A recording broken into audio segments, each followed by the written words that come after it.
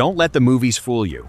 If you think the Wild West was about righteous cowboys riding majestically into the sunset, the horrifying truth is that beneath that romantic desert sand lie thousands of rotting skeletons, torn apart by their own kind just to survive. Welcome to Old West history. This is not a fairy tale. This is hell on earth. Today, we are going to rip away the cinematic illusions and expose the banned history, the hidden history, and the uncensored history the movies buried. You have been sold a lie of brave sheriffs wearing a shiny tin star and noble outlaws fighting for frontier justice. The reality of the lawless territory was brutal, bloody, and suffocating. If it were you, you wouldn't survive 24 hours in the frontier. Let us take a journey back to the explosive era of the gold rush. The rumors of endless wealth spread like wildfire, drawing desperate souls into the blinding dust of the desert. Men abandoned their families, their morals, and their sanity for a chance to strike it rich. They envisioned towns paved with gold, but what they built were sprawling dungeons without walls. Consider boomtowns like Bodie or Tombstone. In a matter of mere months, these desolate patches of dirt transformed from absolutely nothing into teeming, chaotic settlements of 10,000 people. But there was no infrastructure, no planning, and absolutely no sanitation. The streets were not romantic thoroughfares for stagecoaches. They were open, festering sewers flooded ankle deep with human feces, horse manure, and the rotting carcasses of overworked animals. The stench was a physical force, an agonizing miasma that choked the lungs and burned the eyes of anyone who dared to breathe deeply. You could not escape the pungent smell of decay that mingled constantly with the scorching sun and the stagnant air. In these suffocating environments, the initial euphoria for gold was quickly extinguished by a much darker reality. Plagues swept through the crowded, stinking tents and flimsy wooden shacks like an invisible, merciless executioner. Cholera and typhoid were the true, undisputed rulers of the boomtowns, far deadlier than any six-shooter or Winchester rifle.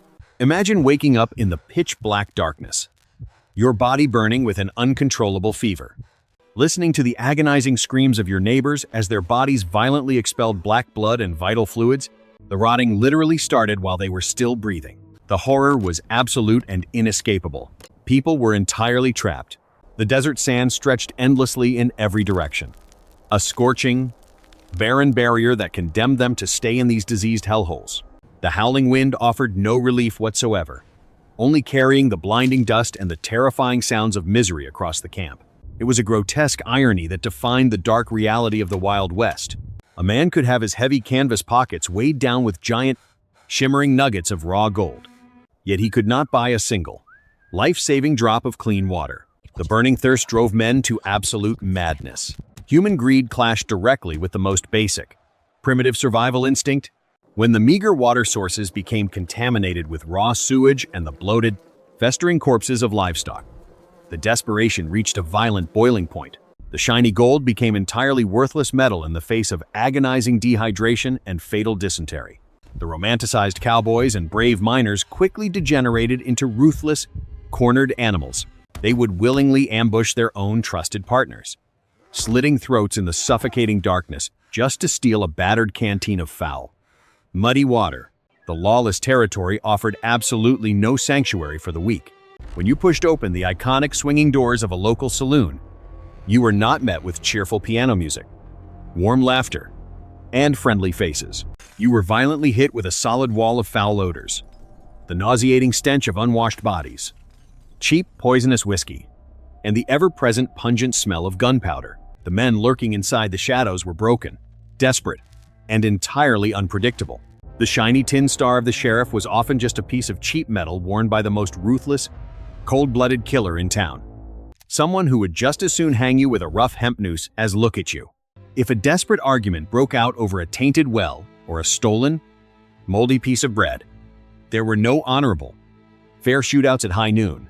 The reality was a cowardly shower of lead in the back. Men would flash out the pistol and squeeze the trigger from the dark shadows, eager to sweep the meager belongings of the recently deceased. As the battered bodies piled up, there were no dignified burials. The desert ground was far too hard. The sun, too, brutal, and the living people too exhausted and terrified to dig proper graves. Corpses were simply tossed into shallow, unmarked trenches or left to rot in the narrow, muddy alleys, quickly becoming easy feasts for wild scavengers. The town itself became an open-air graveyard, a monument to human folly. The disease multiplied uncontrollably. The intense paranoia skyrocketed, and the thin, fragile veneer of civilization completely dissolved. Men who had traveled thousands of miles with hopeful dreams of building a better life now found themselves completely trapped in a living nightmare, forced to devour whatever scraps of humanity they had left just to see another terrifying sunrise. They had walked willingly into a brutal trap of their own making. Blinded by overwhelming greed and totally ignorant of the unforgiving landscape, the frontier was not a magical place of boundless opportunity. It was a terrifying meat grinder that systematically destroyed the weak and deeply corrupted the strong. The blinding dust of the ghost towns we see today is heavily mixed with the ashes and the powdered bones of these forgotten, miserable souls. They did not die as brave heroes in a glorious, cinematic gunfight. They died sobbing in their own foul filth, completely ravaged by disease, begging for a merciful death that would not come quickly enough. This was the true, unfiltered nature of the gold rush, a massive delusion that lured tens of thousands into an unforgiving wasteland only to slowly and painfully tear them apart. And the most terrifying part of it all is that this was only the very beginning. The true, unimaginable horror would unfold when the cold earth finally stopped yielding its shiny treasures. And the desperate, starving survivors realized that the only thing left to consume was each other. The horrifying truth is that in these explosive boomtowns, it was not the heavy lead bullet from a rusty six-shooter that signaled your inevitable end. The true death sentence was the sudden, chilling silence echoing from the deep mine shafts, a deafening quiet that pushed the entire settlement straight into a living hell. You see, the lifeblood of these lawless territories was the silver and gold hidden beneath the rock. But the earth is not an endless fountain of wealth. One fateful morning, the pickaxes would strike nothing but useless dirt. The rich vein had completely dried up, almost overnight. The bustling, chaotic economy violently imploded. The shiny mirage of boundless prosperity shattered into a million jagged pieces. Paper money, mining stocks, and land deeds instantly became completely worthless scraps of trash, blowing like dead leaves through the filthy, manure-ridden streets. The moment the dark whispers of a dry vein spread through the saloons, panic erupted like a massive powder keg. Within days, 80% of the population frantically fled, packing up their stolen wealth and abandoning the weak to the unforgiving desert. The heavily loaded stagecoaches and supply wagons disappeared into the blinding dust, never to return. But what about the miserable souls left behind? The remaining population consisted of the absolute bottom feeders of the frontier. They were the completely bankrupt dreamers who had gambled away their last dime, the severely crippled miners who had lost their limbs to careless dynamite explosions, and the most ruthless, cold-blooded outlaws hiding from the executioner's rough hemp noose. They were completely trapped in an isolated dungeon without walls, surrounded by hundreds of miles of scorching, impassable wasteland. As the last drops of imported whiskey and clean water were consumed, the true nightmare began to unfold. The brutal sun continued to beat down without mercy, baking the contaminated mud of the streets into rock-hard clay. The agonizing thirst returned with a vengeance, peeling the dry skin from their cracked lips and swelling their tongues until they choked on their own desperate breath. There was no fresh water to be found anywhere. Only a few, stagnant, toxic puddles heavily tainted with human waste, poisonous mining runoff, and the rotting, bloated flesh of dead mules. To drink from these puddles was a guaranteed, agonizing death by dysentery or cholera. To avoid them was a guaranteed, slow death by severe dehydration. They were trapped in a suffocating paradox of extreme physical suffering.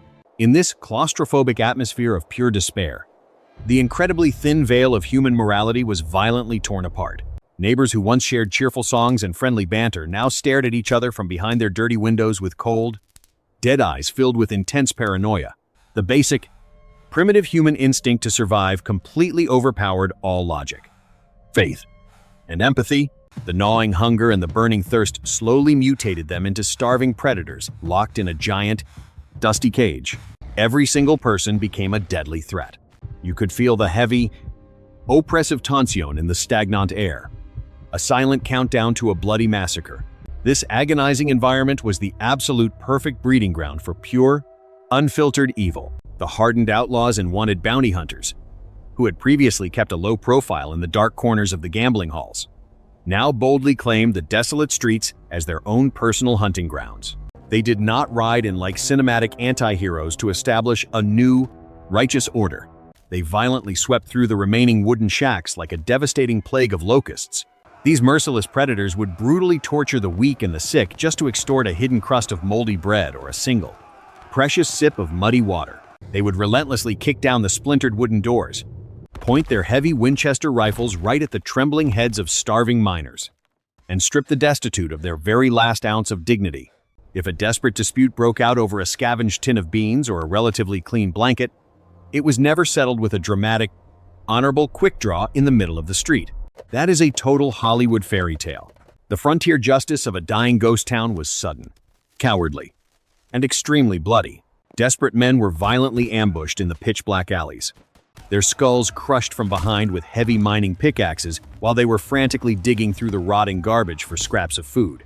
The pungent, unmistakable smell of gunpowder hung heavy in the dry wind, constantly mixing with the sickening, sweet stench of fresh blood and festering, untreated wounds. You absolutely could not trust your lifelong partner. You could not trust the corrupt men wearing the tarnished tin stars. And you certainly could not trust the menacing shadows stretching across the wooden boardwalks. The once bustling saloons became terrifying death traps. The iconic swinging doors squeaked relentlessly in the howling desert wind, sounding like the agonizing wails of the damned. Inside, the grand pianos were smashed for firewood, and the expensive mirrors were shattered by stray bullets from senseless, drunken brawls over absolutely nothing. The men who remained huddled in the dark, suffocating corners, their trembling hands gripping the wooden handles of their Colt 45s, jumping at every single shadow. The overwhelming isolation began to play cruel, twisted tricks on their fragile minds. They were entirely forgotten by the civilized world back east. No cavalry was coming to save them. No supply train was going to miraculously appear on the hazy horizon. They were completely cut off, left to decompose in a forgotten corner of the map. They slowly realized that the vast, open frontier, which had once represented ultimate freedom and endless opportunity, was actually the most inescapable, brutal prison ever constructed.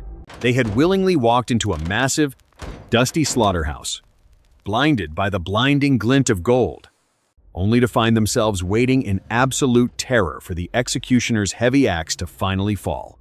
If it were you, you wouldn't survive 24 hours in this environment. When the scorching sun finally set behind the splintered, swinging wooden doors of the saloons, whatever flimsy illusion of the law remained was completely extinguished. The shadows lengthened, and the starving beasts wearing human skin began to emerge from their filthy dens.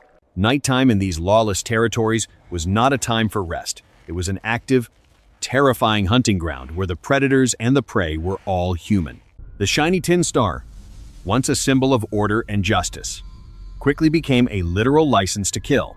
Sheriffs and U.S. Marshals did not protect the innocent in a dying town. They ruthlessly preyed upon them. As the community's wealth evaporated, these supposed lawmen colluded with cold-blooded bounty hunters, transforming into state-sanctioned executioners.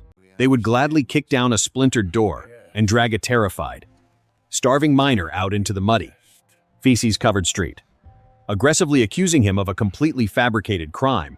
The frontier justice they dispensed was swift, brutal, and entirely devoid of a fair trial. A rough hemp noose would be hastily thrown over the sturdy branch of a dead cottonwood tree, and a life would be violently snuffed out. The victim would be left hanging, choking and kicking in the stagnant air, just so these corrupt men could quickly ransack his pockets for a hidden silver dime or a moldy crust of bread.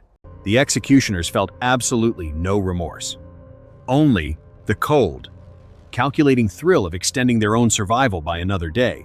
Nighttime in a collapsing frontier town was a claustrophobic nightmare that would break the strongest of minds. The absolute darkness was heavy and suffocating. There were no romantic campfires or cheerful, drunken songs echoing in the streets. The remaining residents barricaded themselves inside their flimsy wooden shacks, frantically nailing their doors and windows shut to block out the horrors outside. They sat completely paralyzed in the pitch-black dungeon of their own homes. Imagine the severe psychological torture of sitting in absolute silence for hours, your trembling hands desperately gripping the cold steel barrel of a Winchester rifle, your heart pounding so loudly in your chest you fear it might give away your position to the monsters lurking outside. Every creak of the floorboards, every howl of the dry wind rattling the rusted barbed wire, every distant, agonizing scream echoing through the empty alleys felt like the Grim Reaper directly knocking on your door. They held their breath in the suffocating darkness, praying to a god that seemed to have entirely abandoned this blood-soaked land, waiting for the inevitable. Violent ambush. Hollywood has thoroughly brainwashed you into believing that conflicts were resolved with honorable shootouts at high noon, where men bravely faced each other down the dusty main street in a fair test of skill. The horrifying reality is that there was absolutely no honor in the Wild West. It was a domain ruled entirely by cowardice and raw, animalistic brutality. Men were driven by a desperate urge to survive at any cost. If someone wanted you dead to steal your supplies, they did not challenge you to a duel. They waited patiently until you were stumbling out of a foul-smelling saloon, blinded by the darkness and cheap, poisonous whiskey. Then, they would step out from the deep shadows and violently unload a barrage of hot lead directly into your back. The heavy .45 caliber bullets would brutally tear apart your flesh and shatter your spine before you even realized you were under attack. The pungent, the sharp smell of gunpowder would instantly fill the air, sickeningly mixing with the metallic stench of your own fresh, dark blood pooling in the horse manure. Let us delve deeper into the terrifying psychology of a town actively consuming itself. The isolation was an invisible, heavy chain dragging them down into pure madness. When the mines closed, the telegraph lines were often the first to be cut or abandoned, severing their only fragile lifeline to the civilized world. They were completely marooned in a sea of blinding hot dust. As the agonizing days bled into weeks, the intense paranoia became a highly contagious disease, far more virulent and destructive than cholera. A man would look at his lifelong business partner, the man he had shared a cramped, stinking tent with for years, and suddenly see a deadly enemy. He would notice the way his partner closely guarded a small, dirty leather pouch, convinced he was secretly hoarding stolen food or clean water. In the dead of night, driven by a gnawing, agonizing hunger that literally ate away at their stomach lining, the ultimate betrayal would silently occur. A rusty hunting knife would be violently plunged into a sleeping throat. There was no dramatic confrontation, just a sickening gurgle as black blood rapidly flooded the victim's lungs, choking the life out of him in terrifying seconds. The murderer would then frantically tear apart his dead friend's belongings, only to find nothing but worthless, shiny rocks. The sheer, overwhelming despair of that realization, the fact that he had committed a brutal murder for absolutely nothing, would push his fragile, starving mind over the edge. These were the true, uncensored stories buried beneath the desert sand. Saloons became makeshift abattoirs. The swinging doors did not invite patrons in. They trapped the desperate victims inside. Bartenders would actively poison the already foul liquor with toxic chemicals to kill off the weak and loot their festering corpses. The air was constantly thick with the stench of unwashed bodies, sheer terror, and rotting meat. Human life was completely worthless, infinitely cheaper than a single piece of lead ammunition. In these dying boomtowns, the very concept of morality had rotted away entirely, leaving behind nothing but desperate predators trapped in a dusty, inescapable cage. If you find yourself bleeding in this lawless territory, you had better pray to whatever god you believe in that you receive a heavy lead bullet straight through the skull for an instant execution. Because if you are only wounded, you are about to enter a realm of suffering that defies human comprehension. You will have to face the absolute horror of frontier medicine, a nightmare where the so-called doctors were nothing more than glorified butchers. The horrifying truth is that the roaring gunfire of a shootout was often just the prologue to a much slower, far more agonizing death. Forget the sterile white rooms and soothing anesthetics of modern hospitals. In the dying mining towns, a medical clinic was usually just a filthy, blood-stained wooden table in the back of a stinking saloon, or a dark, suffocating tent swarming with giant black flies. If a heavy .45 caliber bullet shattered your femur, or if your arm was violently crushed in a reckless mining accident, there were no miracle cures. The medical knowledge of the 19th century frontier was primitive, brutal, and utterly barbaric. Germ theory was virtually unknown in these isolated wastelands.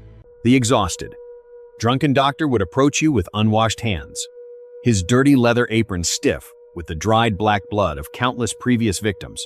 The only painkiller available was a dirty glass of cheap, poisonous whiskey shoved down your throat. You were fully conscious, completely aware of every single terrifying second of your impending torture. The true nightmare began when the doctor pulled out his primary surgical tool. It was not a delicate scalpel, but a heavy, rusty bone saw. Its jagged metal teeth still clogged with the rotting flesh and bone fragments of the man who had screamed his lungs out on that exact same table just an hour before. Imagine the sheer, unadulterated terror as strong. Filthy hands violently pinned down your thrashing shoulders.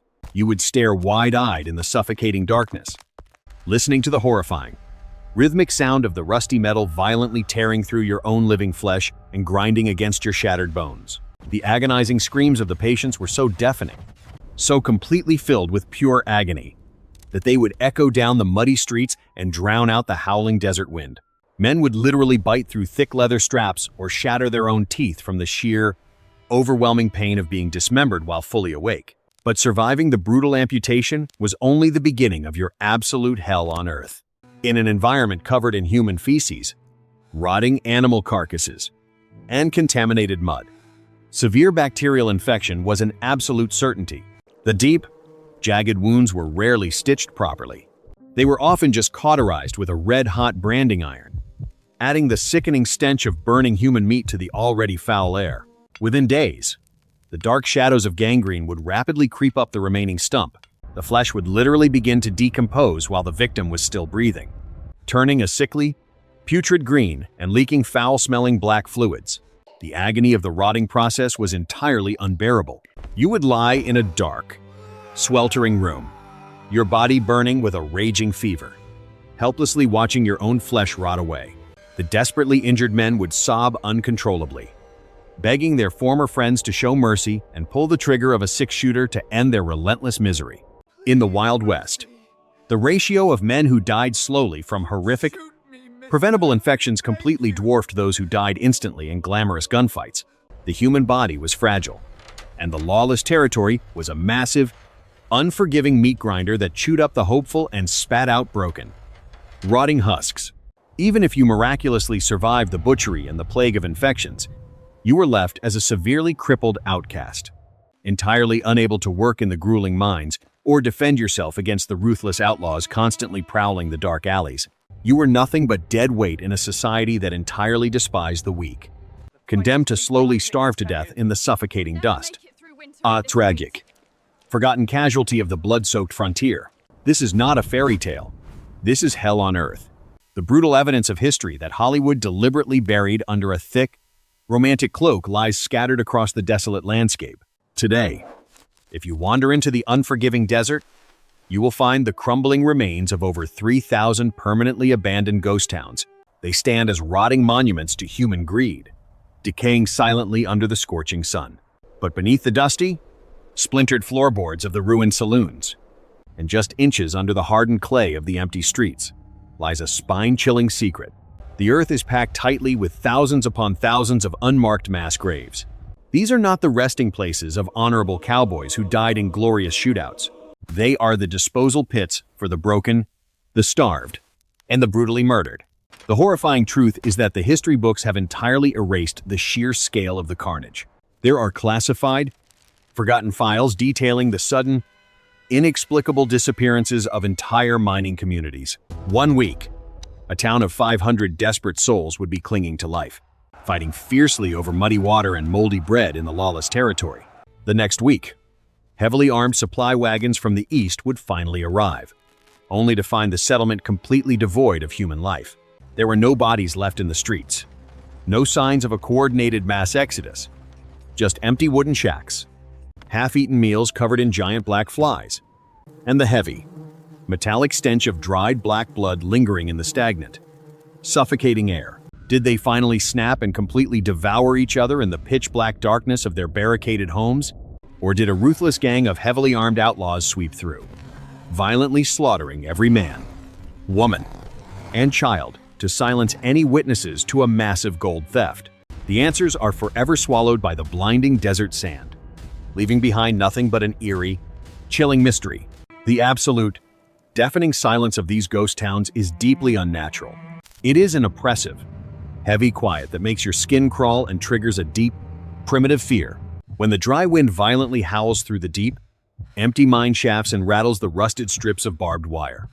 It sounds exactly like the agonizing screams of the damned. The ghosts of unimaginable brutality and unchecked greed still heavily haunt every cracked wooden beam and every dark shadow. The Wild West was not a grand adventure. It was the ultimate, horrific social experiment. It brutally stripped away the fragile, thin veneer of civilized society and exposed the terrifying, primitive beast that lurks inside every single human being. It proved unequivocally that when you lock desperate men in a scorching, inescapable dungeon, deprive them of clean water, and dangle the shiny illusion of limitless wealth in front of their sunken, starving eyes, they will eagerly tear each other apart without a single second of hesitation. You see, the line between a civilized, God-fearing man and a bloodthirsty monster is incredibly thin, separated only by a few missed meals and the intense, burning heat of the frontier. The men who rode into the Wild West were not brave heroes seeking righteous glory. They were deeply flawed, desperate individuals who willingly walked into a massive, dusty meat grinder. The frontier justice they ultimately found was a rough hemp noose and a shallow, unmarked trench. The shiny tin star of the sheriff was forever stained with innocent blood, and the romanticized bounty hunter was just a ruthless killer, struggling to survive another terrifying night in the shadows. The diseases, the starvation, and the absolute lack of morality combined to create a perfect storm of human suffering that has been completely sanitized for modern television. We have only just begun to scratch the surface of this incredibly dark era. The rotting wooden towns hold far more terrifying secrets than just starvation and primitive medicine. But what exactly happened to the unfortunate souls who were captured alive by the most twisted, sadistic outlaws of the era? There was a specific, gruesome method of psychological and physical torture used in the deepest, darkest territories that makes a rusty bone saw look like an absolute act of mercy. It was a slow, agonizing execution method that was so incredibly barbaric. The government explicitly banned any written record of it.